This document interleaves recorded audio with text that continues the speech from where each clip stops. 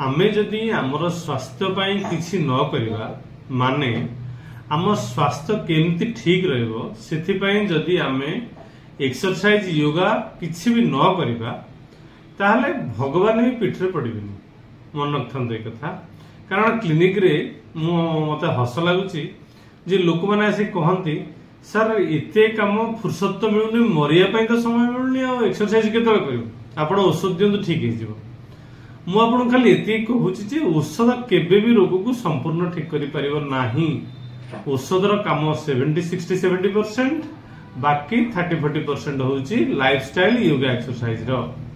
तेणु बॉडी रो फ्लेक्सिबिलिटी पई आउ हेल्दी रहया पई हमकु तारि भितरु समय बाहर करिया पड़िबो।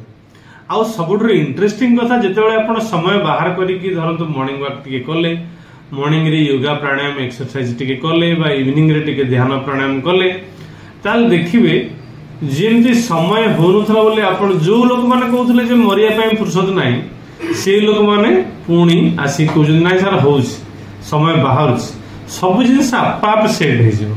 आम खाली चिंता करिवार अछि आम पई कोटा दरकार आउ सेही हिसाब रे काम करिवार अछि। टाइम ऑटोमेटिक फॉर्मेटिंग हे जिवो टाइम रे पड़ी जिवो किछि चिंता करिवार नै। किंतु सबुठारो भाइटल कथा हला ई जो शरीरटा भगवान दैछन ना केवल आमको ही तार जत्न न पड़िबो।